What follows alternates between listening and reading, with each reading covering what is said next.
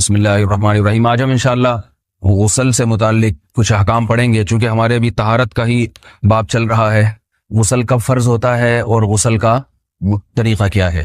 رسول اللہ صلی اللہ علیہ وسلم نے فرمایا ان اللہ لا یستحی من الحق، اللہ تعالی حق بات کو بیان کرنے سے حیا نہیں کرتے۔ تو غسل کے جو مسائل ہیں ان میں بھی بعض دفعہ کچھ ایسی باتیں آتی ہیں جو بظاہر حیا کے خلاف ہیں، لیکن علم کی ایک بات ہے، سیکھنے اور سکھانے میں حیا اگر کریں گے تو پھر ظاہر ہے ساری زندگی جاہل ہی رہے گا انسان۔ اور غسل کے مسائل سیکھنا اس لیے ضروری ہے کہ غسل جب فرض ہوتا ہے تو جب تک مکمل غسل نہ ہو آپ کی نماز ادا نہیں ہوتی۔ رسول اللہ صلی اللہ علیہ وسلم نے فرمایا الماء من الماء، حدیث ہے کہ غسل فرض ہوتا ہے خواہش نفس کے ساتھ جسم سے منی خارج ہونے سے۔ مرد پہ غسل کب فرض ہوگا؟ جب اس کے جسم سے شہوت کے ساتھ منی خارج ہو۔ منی بالکل سفید رنگ کی چیز ہے، ایک ہوتی ہے مزی۔ شہوت پیدا ہونے سے اگر کسی کے مرد یا عورت کے صرف رطوبت خارج ہونا شروع ہو گئی، اس سے غسل فرض نہیں ہوتا۔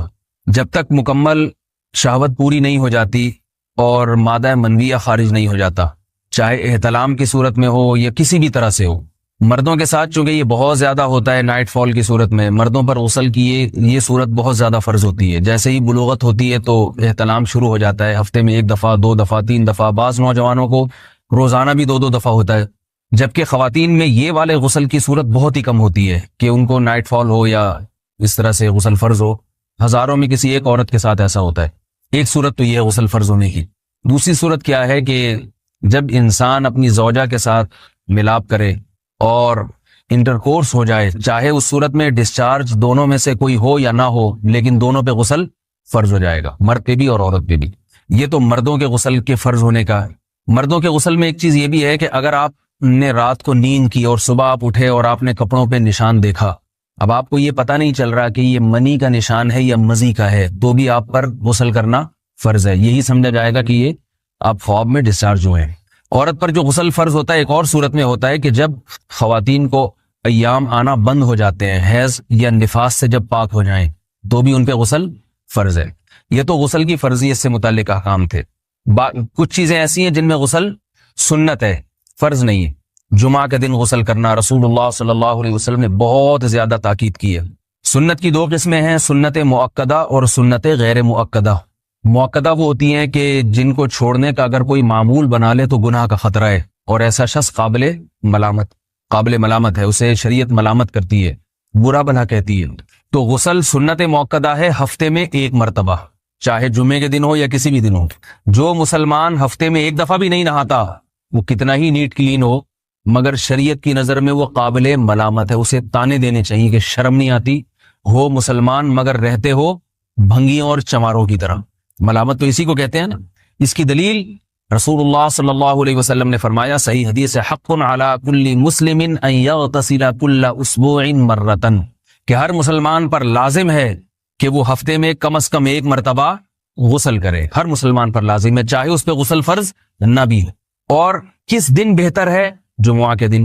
نبی صلی اللہ علیہ وسلم نے حکم دیا ہے کہ جمعے کے دن غسل کیا جائے۔ امام احمد ابن حنبل کا مذہب یہ ہے کہ جمعے کے دن غسل کرنا واجب ہے، صرف سنت نہیں ہے بلکہ واجب ہے، لیکن جمہور کا مذہب یہ ہے کہ سنت عمل ہے۔ غیر مسلم جب اسلام قبول کرتا ہے تو اس وقت بھی اس کے لیے غسل کرنا سنت ہے۔ جب ہم مردے کو نہلاتے ہیں تو جو مردے کو نہلائے اس کے لیے بھی خود غسل کرنا افضل ہے، سنت عمل ہے۔ عید کے دن غسل کرنا سنت عمل ہے۔ تو یہ وہ تمام مواقع ہیں جن میں غسل کرنا رسول اللہ صلی اللہ علیہ وسلم کی سنت ہے۔ غسل کا طریقہ کیا ہے؟ غسل میں 3 چیزیں فرض ہیں، منہ بھر کے قلی کرنا، ناک میں پانی ڈالنا کہ ناک کی جو نرم جگہ ہے یہ اچھی طرح تر ہو جائے، اور پورے جسم پہ 1 مرتبہ پانی بہا دینا کہ جسم میں بال کے برابر جگہ بھی خشک نہ رہے۔ یہ تو ہے فرض، یعنی یہ کام کسی نے کسی بھی طرح سے کر لیا تو غسل ادا ہو جائے گا، چاہے اس کی نیت غسل کی تھی یا نہیں تھی۔ کوئی آدمی چلتا ہوا جا رہا ہے، پھسل کے تالاب میں گر گیا، پورے غوطے کھا کے باہر نکلا، قلی کر لے اور ناک میں پانی ڈال لے تو غسل اس کا ادا ہو جائے گا۔ البتہ چونکہ نیت نہیں تھی لہذا غسل کا ثواب نہیں ملے گا، ثواب نیت کے بغیر نہیں ملتا انسان۔ دلائل اس کے الگ موضوع ہے کہ اس کی دلیل کیا ہے کہ بغیر نیت کے بھی غسل ہو جاتا ہے، لیکن میں نے بتایا دلائل کا سیشن نہیں ہے، اس میں پھر بات لمبی ہو جائے گی۔ تو یہ تو ہے فرض، پورے جسم پہ پانی بہانا، کلی اور ناک میں پانی۔ سنت طریقہ کیا ہے؟ رسول اللہ صلی اللہ علیہ وسلم غسل کیسے کرتے تھے؟ سنت طریقہ جس پہ جو اختیار کرنا چاہیے، وہ طریقہ یہ ہے کہ جب آپ غسل کے لیے بیٹھیں تو سب سے پہلے وہ جگہ دھوئیں جہاں نجاست اور ناپاکی لگی ہوئی ہے. نائٹ فال ہوا, کسی کو احتلام ہوا, تو جہاں جہاں گندگی لگی ہے پہلے اس جگہ کو دھوئیں. استنجا کریں, شرمگاہ کو دھوئیں اچھی طرح. سمجھ رہے ہیں بات کو؟ اس کے بعد ہاتھ دھوئیں اور مکمل وضو کریں جیسے ہم عام حالات میں وضو کرتے ہیں. مکمل وضو کرنے کے بعد دائیں کندھے پہ پانی ڈالا, لیفٹ سائڈ پہ پانی ڈالا. پہلے زمانے میں تو چلو سے غسل ہوتا تھا, ہاتھ دھو لیے تو اب چلو سے پانی لے کے یہاں ڈالا جا رہا ہے, چلو سے پانی لے کے یہاں ڈالا جا رہا ہے, پورے جسم پہ ملا جا رہا ہے, اور چلو سے پانی لے کے 3 دفعہ سر پہ ڈالا جا رہا ہے. تو آج کل چلو ولو تو ہے نہیں, شاور کے نیچے جا کے کھڑے ہو جاتے ہیں. تو اس میں یہ کہ شاور کھولے, اس میں کھڑے ہو جائیں, سارے چلو اس میں خود بخود ہی ہو جائیں گے, پورے جسم پہ پانی بہ جائے گا. نبی صلی اللہ علیہ وسلم کے دور میں یہ جدید چیزیں نہیں تھیں, شیمپو اور صابن. تو آپ صلی اللہ علیہ وسلم بیری کے پتوں سے غسل کی ترغیب دیا کرتے تھے. بیری کے پتوں کو اگر پانی میں پکایا جائے تو پانی میں میل کچیل صاف کرنے کی صلاحیت بہت بڑھ جاتی ہے. ہمارے زمانے میں اس تکلف کی ضرورت نہیں ہے, صابن ملتے ہیں اس سے نہایا کریں. بہرحال کہنے کا مقصد یہ آپ لوگوں سے, تو یہ سنت طریقے سے غسل ہو جائے گا آپ کا. سمجھ رہے ہیں بات کو؟ سب سے پہلے استنجا کیا, اس کے بعد وضو کر لیا, اس کے بعد غسل کر لیا. اگر کسی نے غسل میں وضو نہیں کیا اور ویسے ہی پورے جسم پہ پانی بہا دیا تو بھی اس کا وضو خود بخود ہو جائے گا. اس غسل سے وہ نماز پڑھ سکتا ہے, کیونکہ بعض لوگ غسل کرنے کے بعد دوبارہ وضو کر رہے ہوتے ہیں. اس کی ضرورت نہیں ہے, کیونکہ جب غسل کرتے ہیں تو وضو والے اعضاء تو خود بخود اس میں دھل جاتے ہیں. یہ ہے غسل کا طریقہ. وضو کیسے ٹوٹتا ہے؟ جن چیزوں سے غسل فرض ہوتا ہے ان چیزوں سے وضو تو بہرحال ٹوٹتا ہی ہے. اس کے علاوہ بھی وضو ٹوٹتا ہے. اس سے پچھلے لیکچر میں میں نے کچھ تفصیل بتائی تھی کہ نجاست جسم سے کہیں سے بھی خارج ہو جائے یا نجاست نکل کے بہہ پڑے. اگر قضائے حاجت کی جگہوں سے نجاست خارج ہوئی ہے تو نظر بھی آ جائے وضو ٹوٹ جائے گا, اور قضائے حاجت کے علاوہ جگہوں سے اگر نجاست خارج ہوئی ہے, خون وغیرہ ہے جیسے, تو جب تک نکل کے بہے گا نہیں تو اس وقت تک وضو نہیں ٹوٹے گا. سمجھ رہے ہیں بات کو؟ وضو کا طریقہ کیا ہے؟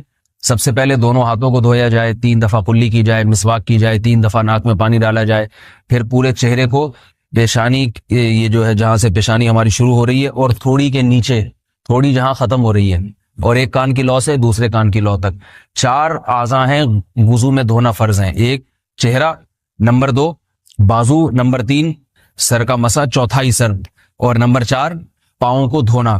اس کی دلیل قرآن مجید کی مشہور آیت ہے فَاغْسِلُوا وُجُوهَكُمْ وَأَيْدِيَكُمْ إِلَى الْمَرَافِقِ. اللہ فرماتے ہیں ایمان والو, جب نماز کا ارادہ ہو تو اپنے چہروں کو اور اپنے ہاتھوں کو دھو, سر کا مسا کرو اور پاؤں کو ٹخنوں سمیت دھو. دھونے کا حکم ہے قرآن مجید میں. البتہ سر کے بارے میں یہ نہیں آئے پورے سر کا مسا کرو, بلکہ آ رہا ہے وَامْسَحُوا بِرُؤُوسِكُمْ. با کا لفظ ہے, با آتی ہے تبعیض کے لیے کہ سر کے بعض حصے کا مسا. اب بعض حصے کا قرآن حدیث میں کہیں تذکرہ نہیں ہے, تو اس میں فقہاء کرام کے اجتہادات ہیں. امام شافعی فرماتے ہیں تھوڑا سا بھی ٹچ کر لیا سر کو ہو جائے گا. امام ابو حنیفہ فرماتے ہیں نہیں, کم از کم 1/4 کا ہونا ضروری ہے.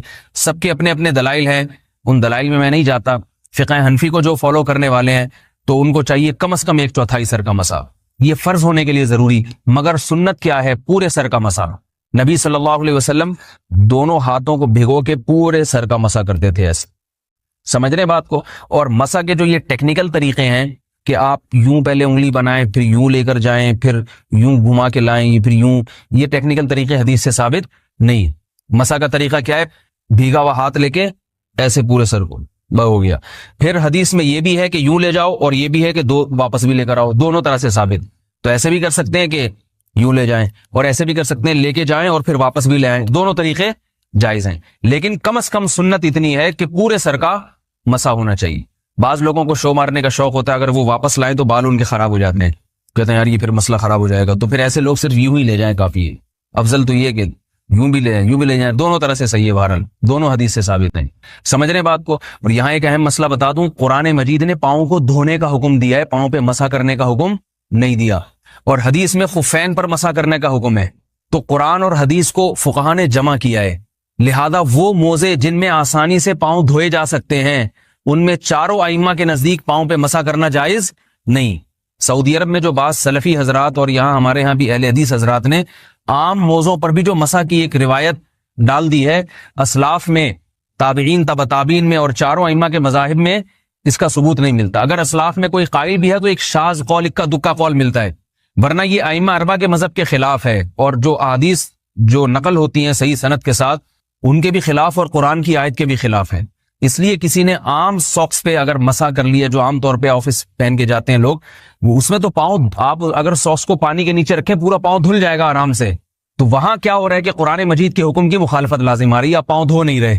تو اس لیے ہم یہ سمجھتے ہیں کہ اس صورت میں نماز ادا نہیں ہوگی. سعودی عرب میں بعض سلفی حضرات نماز پڑھاتے ہیں، وہ ایسے ہی کرتے ہیں کہ عام ساکس پہ مسا کر کے نماز پڑھا لیتے ہیں.